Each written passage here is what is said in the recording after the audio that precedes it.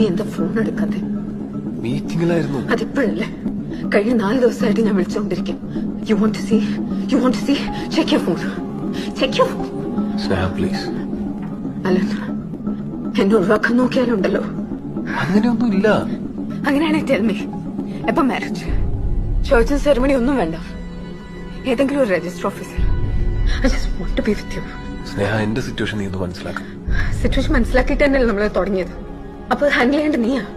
അത് ചെയ്തോളാം തുടക്കം മുതൽ നീ എനിക്ക് ഉറപ്പ് വന്നിട്ടുണ്ട്. എന്നെ ഒഴിവാക്കാനാണ് I'll kill myself.